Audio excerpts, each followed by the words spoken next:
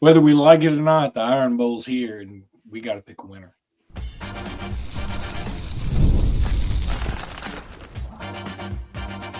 You are Locked On Bama, your daily podcast on the Alabama Crimson Tide. Part of the Locked On Podcast Network, your team every day. Hey, everybody. Welcome back into Locked On Bama. Luke Robinson with the AHSA Radio Network. That's me. Jimmy Stein with Bama Online. That's him. This episode is brought to you by Game Time. I'll tell you about Game Time here in just a little bit. And thank you, everydayers, for joining us every day.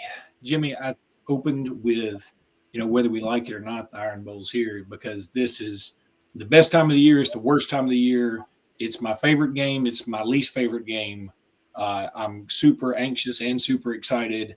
I don't know what to feel about this game every single year. If you've been following this podcast for a while, you know this game and I have a rocky relationship. Rocky? Rocky relationship? Very rocky. I think you're like Sam and the Iron Bowl is like Diane, and this is a never-ending episode of Cheers. That is very true. I don't like this game. I wish we didn't play it. I'd be fine if we never played them in anything ever again. Really? But that being said, since we are playing them, we might as well win it. So, Jimmy, let's go ahead and talk about who we think could be the heroes of this particular game. Two for me, and yeah, they're totally obvious. So I'm probably stealing all the oxygen out of Luke's picks. But number one is Jalen Milroe. Look, football is the ultimate team game. I mean, it's one of the reasons it's my favorite sport ever invented. I love football because it is the ultimate team sport. Yet, for whatever reason, as fans, we're insistent on putting too much of the blame on one guy or too much of the praise on one guy, when frankly none of it works without everybody doing their part, or it's just not going to work. So I say that to say Jalen got too much blame last week. Did he play terrible? Yeah, he really did, and so did everyone around him. This week, the reason that I like Alabama's chances is Jalen. I mean, I'm giving him too much credit here, but I think Alabama can win behind Jalen Milroe, who was the reason Alabama won last year. Remember, Jalen had like 370 yards. People point to that Gravedigger play, and that was a spectacular throw by Jalen. I can't remember the receiver who caught it. His name will forever escape me. But I think Jalen, he was good all day against Auburn a year ago in terms of the overall production. And I think he'll do it again. I like Jalen to have a big day, but the true hero is probably going to be Ryan Williams because Auburn made a grave mistake. I know Aaron Suttle's a friend of the show, tweeted this feels orchestrated, and maybe it was, but boy, they poked the bear. That was a mistake. I want to see for the first time in my life a visibly pissed off Ryan Williams on Saturday out to prove a point. And that's who I think will be the true hero is Ryan. But Jalen Milroe will play well. I hope you're right about that. I'm going to pick a couple of guys on the other side of the ball. I'm going to take Bray Hubbard and Justin Jefferson. And these are two backups for Keon Sabb and for Deontay Lawson. And we need them to step up. I don't think Alabama wins if they don't have good games. Yeah. Spoiler alert, I'm going to pick Alabama to win a little bit later on, but it's going to be close. It's like I said, this game always makes me a little ornery. And it's funny, I was on a radio show in Montgomery that I go on every Wednesday earlier today. Today is Wednesday when we're cutting this, by the way. And I was talking with the host, and he and I are friends, buddies, whatever. But we got into, I started thinking about the Iron Bowl early, and we started talking about it. He said, well, let's talk about basketball now. So we started talking basketball, but just this game made me sort of ornery. So I said, he asked me to talk about Alabama basketball. I said, I feel like Alabama's one of the top. You're saying ornery, right? Ornery, yeah. Oh, whew. Okay. Yeah. Family show. So he said, we started talking about basketball, and I said, I think Alabama and Auburn are the two top teams in the country right now. He said, well, what about Purdue? They beat Alabama. And I said, basketball is a long season. I understand what you're saying, but I'm going. He said, well, what about Kansas? And I said, I understand what you're saying about Kansas, but I'm just saying what I saw at Alabama against Houston and what I saw at Alabama against Illinois, making up for Mark Sears getting 0 points.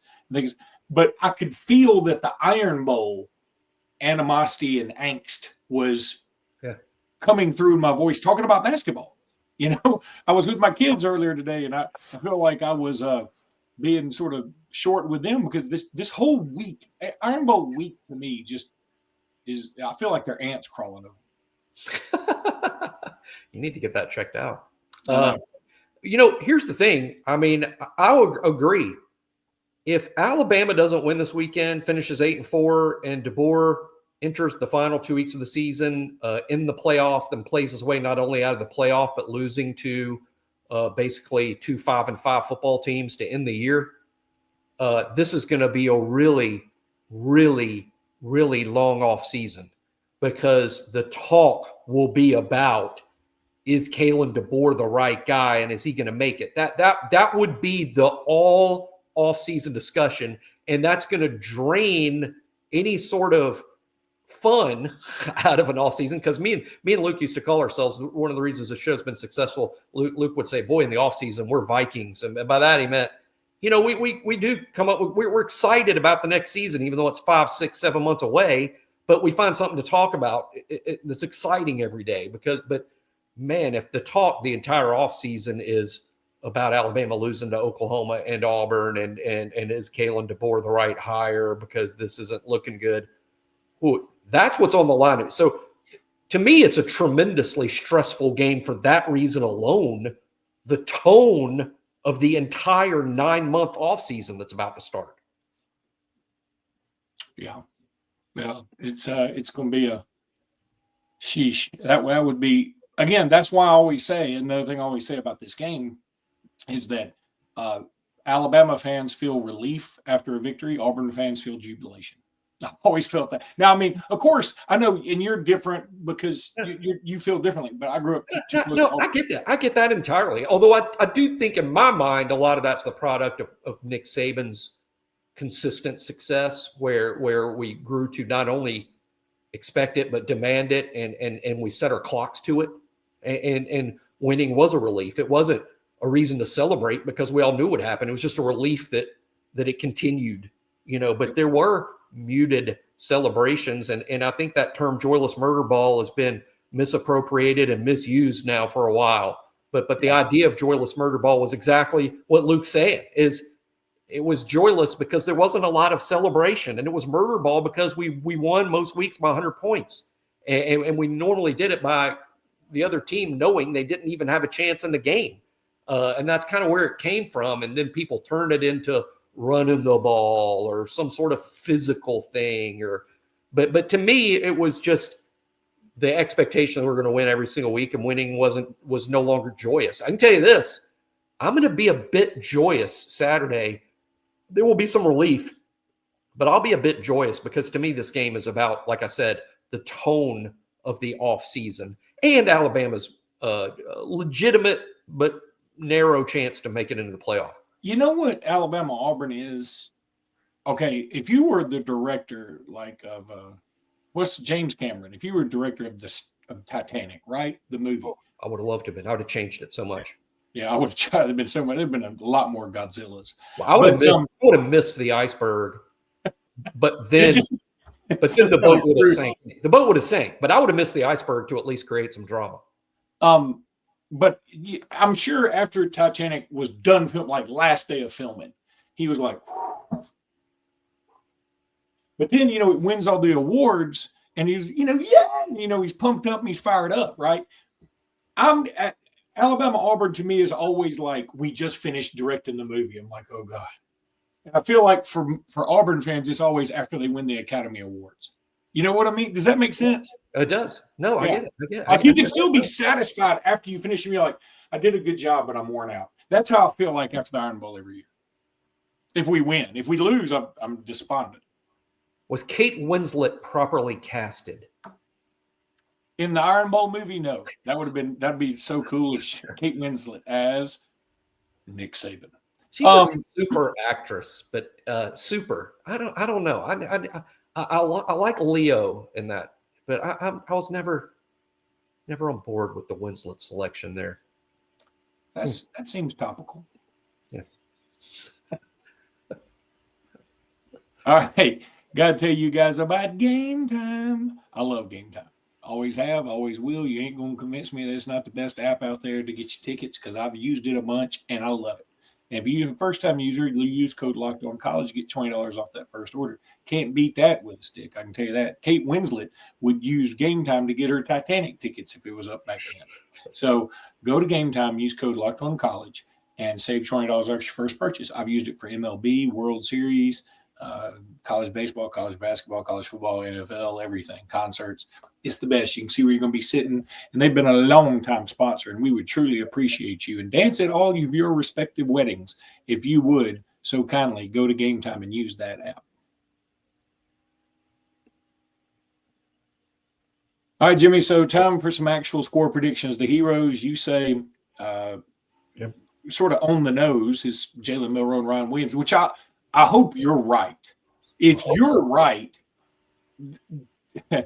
talk about one guy who's probably on his way out the door, redeeming his entire career, if anybody, as if it needs redemption, and one guy who's just barely got one foot in the water so far, becoming a legend forever.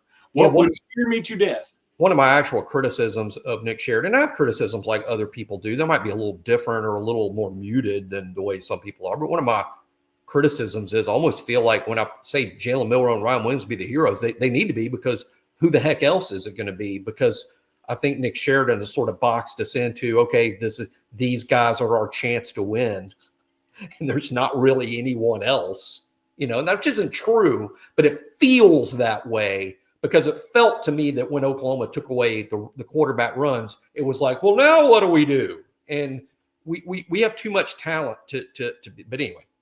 Oh, yeah, Auburn. I have Alabama winning this game 27-17. I do think that it's going to be tight for a lot of the game. I do think it will be a heavily contested game with a contested sort of outcome, in the sense that I don't think Luke will breathe easy at any point until the zeros are on the clock. But I also don't think it'll be a classic. I don't think it's going to take the Gravedigger sequel. I think Alabama's going to win the game because they make 2 or 3 big plays, more than Auburn will. And those will be, either Jalen runs or Jalen throws to Ryan. But I like Alabama to win by 10 and the game to be sort of tight. And then they win it at home in the second half. I have 27-24. That's what I've been saying in favor of Alabama. I think it could be very well the way you say it plays out, and Auburn scores late to make it a 3-point game, and then maybe we recover an onside kick or get an interception to stop a drive or something like that, which would do nothing for me, for my heart and my blood pressure, which is through the roof at all times forever because I have 4 children. But, I say 27-24. I don't feel super confident about it, Jimmy. I woke up this morning feeling better than I have felt, but I have had a pit in my stomach ever since about the second drive of the third quarter of the Oklahoma game. Like, oh my God, we're not doing this. And it, like you said, the pressure. It does feel like all the pressure is on us in this sense. Now, I mean, Auburn's got some pressure because if they win, they stop a 4-game losing streak to us. If they win, they get to go to a bowl game. And plus, they made all these guarantees that they're going to win. But we have more pressure in the sense that we have to win to even have a faint hope at the playoffs. We have to win, like you said, to avoid what'll feel like the longest offseason in history. Yeah. Jalen Milroe needs a win just because. To get people off his back. Kalen DeBoer obviously needs this win. It's also highly likely to be Jalen's last game in Bryant-Denny. I mean, I believe that. I mean, now it could change. Things could change, but I believe that it'll be Jalen's last home game. And he's been a starter for 2 years. He's won the SEC. He's done a lot of big things. There's also been some bad. He's lost 5 times too. But I think him going out on a high note almost feels like mandatory like really hope for him that that's how he goes out, but based on how bumpy the ride has been, but he has accomplished a lot.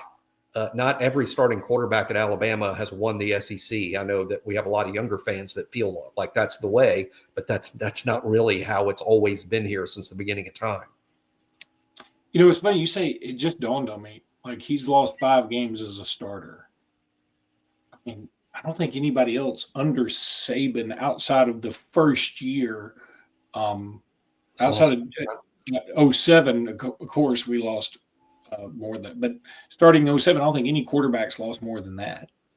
Well, starting in 07, that would be true because John Parker lost those games in 07 and then the couple that he lost in 08. But I think once you get past John Parker, it's hard to find a quarterback that's lost 5 games. Probably, I don't even think Hurts did, and he started for 2.5.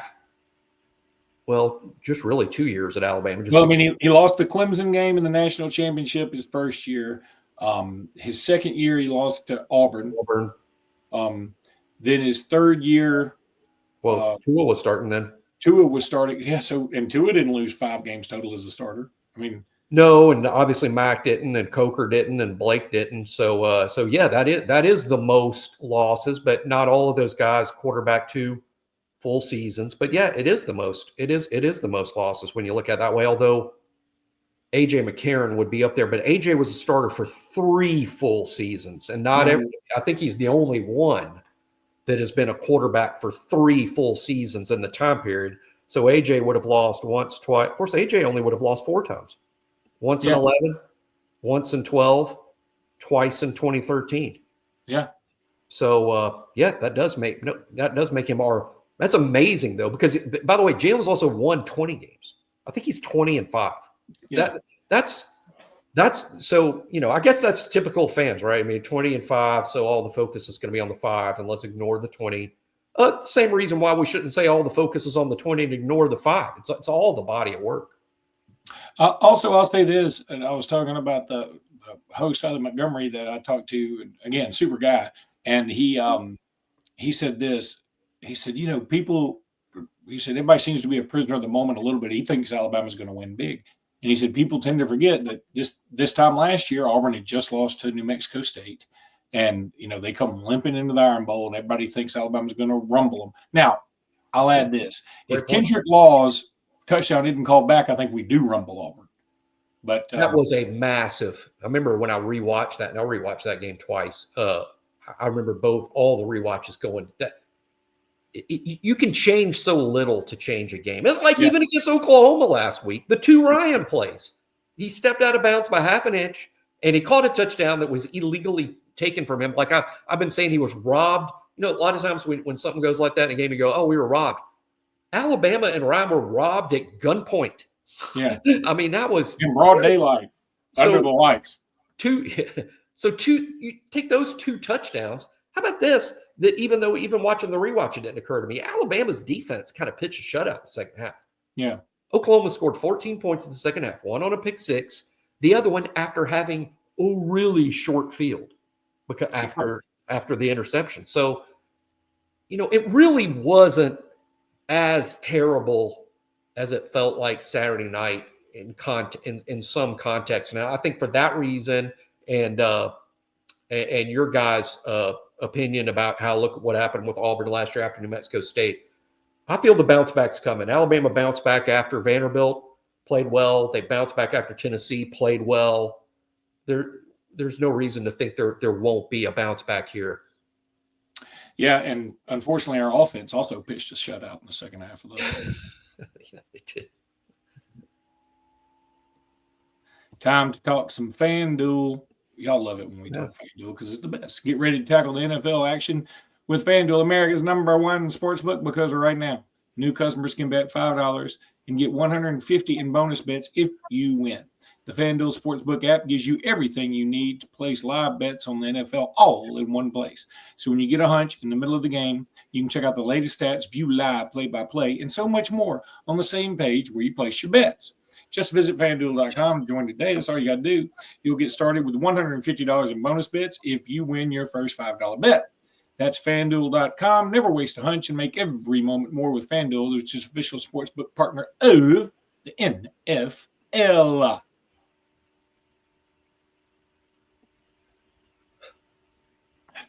Somebody keeps telling me there are other games on Saturday. First of which, I guess we can talk about Michigan, Ohio State. I don't think this is going to be close. I say Ohio State bought a blowout. They bought a blowout. They better get it, right? They better get it. You need to get what you pay for. Nick Saban's even made that reference about Ohio State before in game day this year. If Ohio State's getting what they paid for, they blow out Michigan. I agree. Then Tennessee, Vandy. Look, this game is moderately interesting. I think Tennessee's just got too much on the line. And look, if Vandy pulls this off, God, it'd be incredible. But I don't think they can do it. I think Tennessee wins this game. Tennessee's too good on defense. Alabama could take a lesson from them and how Tennessee defends us. I think Tennessee's the second best defense in the SEC behind Texas. And but look what Texas had issues with Vandy to an extent. And I think it'll be I'll be surprised if Tennessee wins handily. I do think Tennessee finds a way. I'll be surprised if Tennessee just beats them 28-7. I wouldn't be surprised. But Tennessee's really good on defense, and that'll probably do it. Then Oklahoma, LSU. That is low-key interesting. Yeah, I agree. I like LSU at home. Our Josh Pate, I steal a lot of my material from Josh Pate, sort of like comedians, always stealing material from the others. He'd love to steal your hair. He would like to have my hair. I would like to have his white T-shirt collection because my white T-shirts all have stains. I don't know how he keeps them so clean. But Josh, in conversations he had with NFL scouts, that when he goes to all these games, made the point of this. A lot of fans don't get about this about the SEC. So it's like a team can be 5-5 in the SEC. And again, if you've listened to Pate's show, now you're listening to the story twice. A team can be 5-5 in the SEC. And this is, by the way, words of an NFL scout that doesn't have a pony in the race. He could care less about. He's just comparing the leagues. Said a team could be 5-5 in the SEC, but guess what? You got to go to their stadium, and there's 100,000 people there, make 90,000 at least. And this 5-5 team, they got 15 or 20 guys that are going to play in the league. 15 or 20, maybe not all in the starting lineup. Some of them are on the bench, and they'll play special teams and be starters next year. Everyone in the league's got 15 to 20 NFL guys, and they all play in 90,000 seat stadiums. Because you play 5-5 teams in the Big 12 and the Big 10 and the ACC, you ain't got that. You're playing a 5-5 team. You're playing a legitimate team you probably should crush. But in the SEC, you're playing against NFL players in a packed-out, maniac-filled stadium. That's a great point. And it doesn't excuse what happened to Alabama and Oklahoma, but it sort of explains it because they do have dudes, and that's a tough place to play. Yeah, they're not devoid of talent or anything like that. By the way, I think LSU's going to, but I say all that to say LSU's going to win because this is on the road and it's at LSU and they got dudes and they're at home and Nussmeier's a better player and a better quarterback than Jackson Arnold. I think LSU wins and it doesn't diminish Alabama's loss to Oklahoma. It's just winning on the road in the SEC is tough, and hopefully Auburn finds that out Saturday night. No, I don't think it. Alabama's played them both, so I don't think it really has much. I would rather LSU win probably just to make that win look a little better. Then Clemson, South Kakalaki. Look, the posh thing to do right now is pick South Kakalaki. Yeah, I'm afraid that means Clemson's going to win this thing. Yeah, and I want South Carolina to win. It bothers me that everybody in the world is picking South Carolina because I think Clemson's at its best when it's little old Clemson. Clemson is, to me, they're at their best as a perceived underdog, and Clemson has been better this year. And Cade Klubnik quietly with a really good year, almost under the radar. Cade's been good, but mostly against bad teams, and this is a good front seven. I'm with you, Luke. I think Clemson barely pulls one out. But I agree with the masses about South Carolina's front on defense, that they're going to give Clemson fits. They're disgusting. And then Texas A&M. This is I'm going to tell you something. I'm going to pick Texas A&M. Me too. I think they win it, and they would go to the SEC title game, right? Correct. And they would play Georgia. Yeah. And then I think Georgia beats the brakes off of them. Georgia gets the bye. Texas A&M's out because they will now have 4 losses. And we've been saying all along that going to the thing shouldn't penalize you. But then Texas gets in with a weak water resume, but they would still get in. But that may help us in a way. I don't know how it affects Alabama. I'll just say I'm going to stick with this theme with the picks, Luke, and it's the Alabama pick. It's the Oklahoma LSU pick. I think Texas A&M is just going to be too tough to beat in their stadium on that particular night, and the home crowd will not let A&M lose the game. Texas is good. They may win the national title, but what people don't get is you might be the best team in the country, but good luck winning in that stadium and that night in that environment. That's going to be ridiculous. It's no different than Alabama basketball losing at Purdue.